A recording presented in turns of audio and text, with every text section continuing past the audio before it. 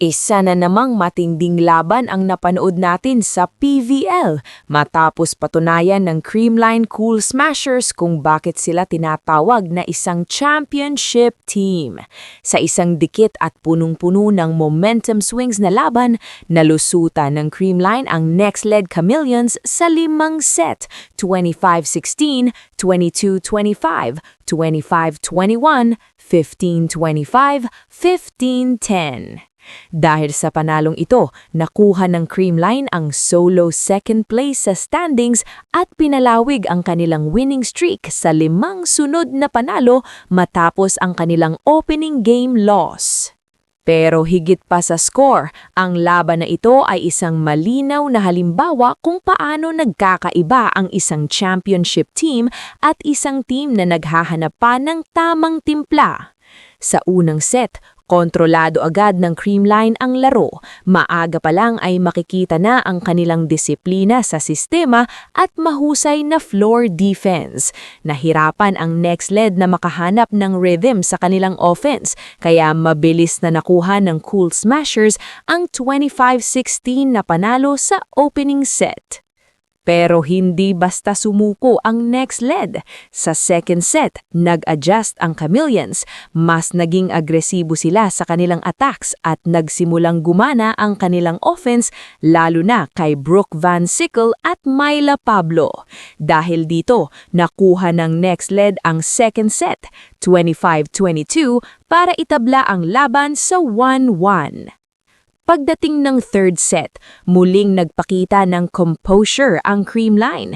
Mas naging balanse ang kanilang scoring, hindi lang isang player ang inaasahan nila. Nag-deliver sina Tots Carlos, Bernadette Pons at ang middle blockers tulad nina Pangs Panaga at Bea De Leon. Sa tulong ng mahusay na distribution ni Gia De Guzman, muling nakuha ng Creamline ang momentum at nanalo sa set na iyon 25-21. Pero kung may isang bagay na ipinakita ng Next-Led sa laban na ito, iyon ay ang kanilang fighting spirit. Sa fourth set, halos dominado na ng Chameleons ang laro. Mas agresibo ang kanilang service pressure at mas mabilis ang kanilang transition offense. Nahuli sa ritmo ang Creamline, kaya naitabla ng Next-Led ang laban matapos kunin ang set 25-15. Dito na pumasok ang pinakaimportanteng bahagi ng laban, ang fifth set.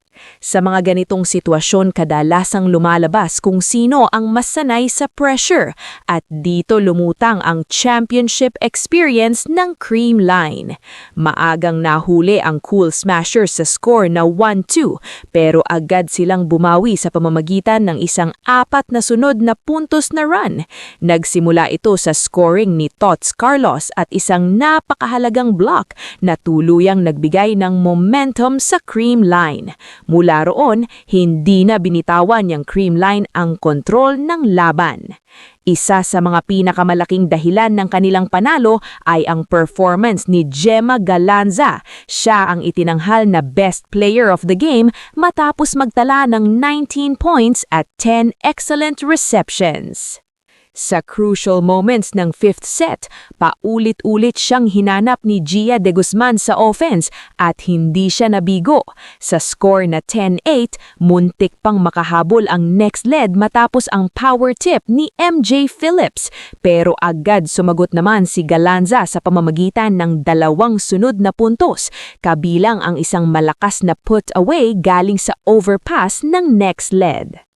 Samantala, nagkaroon din ng crucial error si Brooke Van Sickle sa isang mahalagang rally na nagbigay ng pagkakataon sa Creamline na palawakin ang kanilang lamang sa 13-8. Bagamat nakabawi pa ng isang attack si Van Sickle at nakapag-block pa ang Next-Led sa sumunod na rally, huli na ang lahat. Isang clean attack ni Galanza ang nagdala sa Creamline sa match point bago tuluyang tapusin ni Bernadette Pons sa pamamagitan ng isang malakas na spike matapos ang clutch dig ni libero Kyle Atienza. Final score sa deciding set, 15-10 para sa Creamline.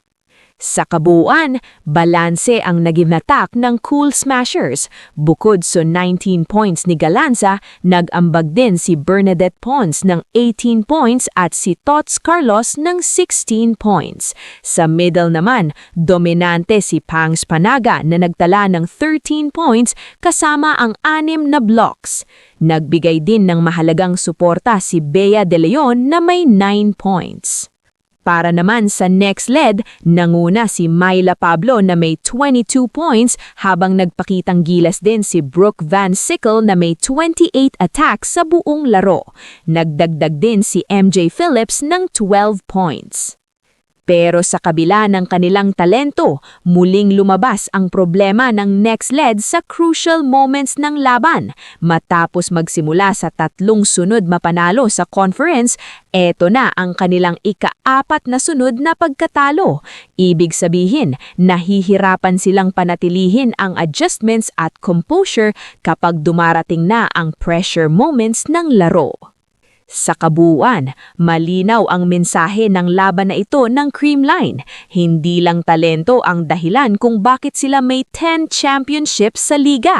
Ang tunay nilang lakas ay ang kanilang composure, chemistry at tiwala sa isa't isa kapag dumarating ang pinakamahirap na bahagi ng laban. At habang palapit ang qualifying round, mukhang lalong nagiging delikado ang Cool Smashers. Kung ikaw ang tatanungin, kaya bang makabawi ng next lead sa kanilang losing streak? At sa tingin mo, ang Creamline ba ang team na dapat bantayan sa championship sa conference na ito? I-comment nyo ang inyong analysis at opinyon tungkol sa laban na ito. Dito ka lang. Kulong mo sa CR. Sa akin ka lang ng bambu. Ate lang! Ikulong sa CR. Yan, sakalin na. Head joke. Patayin ko na. At nagkita na naman kami. Ayoko, may aso kong dala. Ayoko niyan! Bitawan mo! Ako nagbibidyoan kasi ako ikli ng buhok ko. Okay lang para makita ka nila una-on. Ayoko! Hindi. Naalala po niya ako. Hindi nga yan labag sa loob. Buong buo yan. Ang diba? sweet, galing Japan. Favorite mo yan eh. Uy! Uy! Love you, auntie! Pasok ka na sa Star Magic! Yung nanay na ba? Yung nanay mo. Yung na... Ay, mabuong mo tignan! Ay! Hindi mo naman sinabing may kadate ka. Hindi mo man lang pinakilala sa amin ni Tita Dors. Pasensya na, hindi din kami magkaintindihan. Ang sarap. Eh, yummy! Oh, hi kayo dyan. Hi kayo sa vlog ko. Hi vlog. Hi vlog. Yummy. Vlogger? Oh, follow niyo lang ito ha.